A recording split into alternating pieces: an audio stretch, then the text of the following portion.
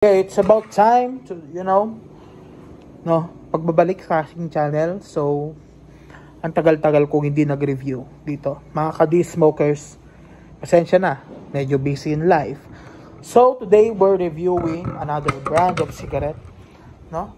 We'll review tayo. Excuse me for a while. I will get my pack. Okay?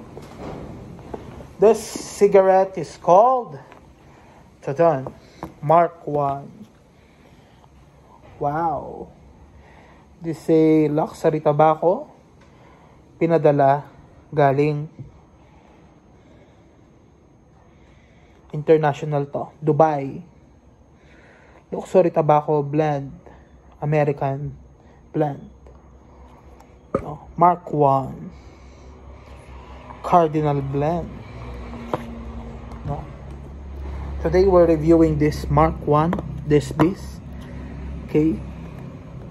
First of all, the pack itself. Okay, it looks good. Kinda reminds me of Winston Red. The design, likewise, pack design. It's like a Winston Red. Let's unbox.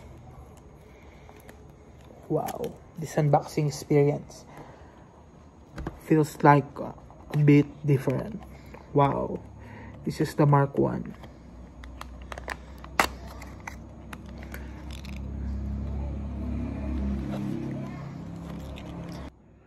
So yun, likewise, the cigarette size, it's usual, Mark 1. It's kinda look like a Winston, I must say Marlboro. The usual red filter, no, dito sa Pilipinas, that usual kind of red. So before we start, let's cheers. Smell taste muna. It smells kind of good, you know.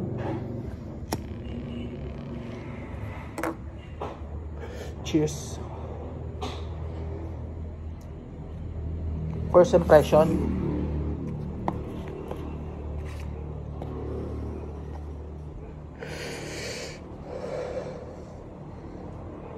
I must say, masarap naman siya. For its price, very cheap.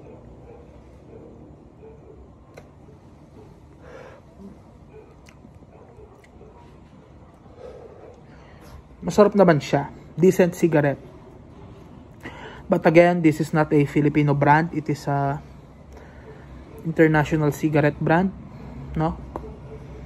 It is a brand from, I don't know, something Middle East. Pinadala siya one of my followers. So let's cheers.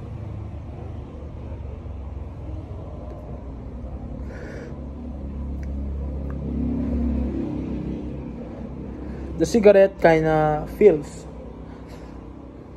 sweet. It familiarized me with Winston Red, of that sweet, tangy taste. Okay. Let's check the size. The size is quite small, or I must say small but terrible.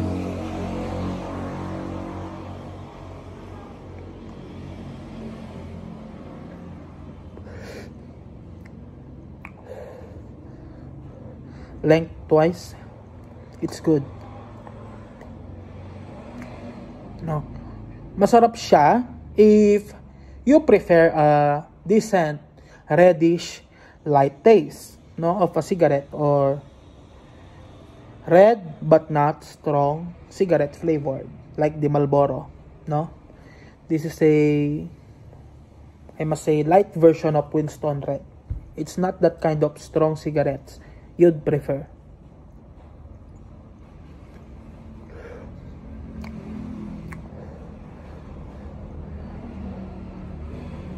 I must say, impressive.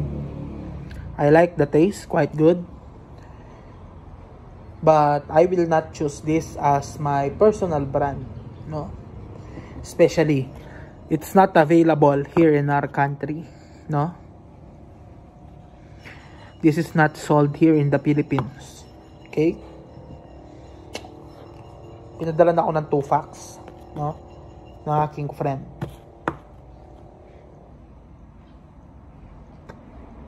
Who is working in the Middle East. Shout out sa'yo.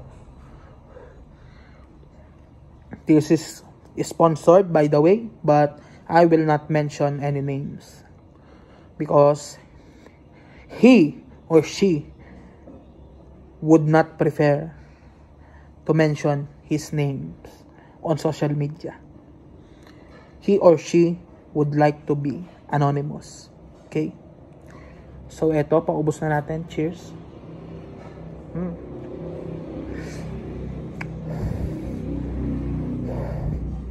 Decent brand. Sarap. So, ito, last puff. Cheers. I'm gonna throw this away. And I will say once again, no? The cigarette size, it's good. The packaging, it's quality. Very good.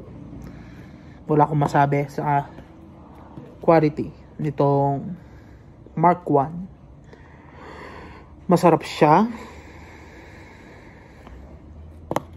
No? Malasa siya. But the strong taste of a red cigarette, I would rate it 4 out of 10. Why 4 out of 10? Because it's not meant to be red for the taste. It is taste, no? It tastes, sorry for my English. It tastes like light cigarette for me, not a red one. Hindi siya lasang pula para sa akin. Lasa siyang Marlboro Gold, Winston Blue, Winston, I'm sorry, nantok ako. Winston Gold, like that, or something. Okay, that is taste. Packaging wise, ginaya niya yung packaging ni Winston sa kaha mismo. But the design of the packaging, like the Mark 1 here, is totally good. It is not a copyright cigarette, no? This is a original Mark brand, no? Napakaganda. Best partner with my cricket lighter. So wala akong masabi. It's good. Would I recommend it? Yes, totally. I would recommend this cigarette. If you're a light user or would prefer a light but not mentholated cigarette, okay? Just a classic light, okay?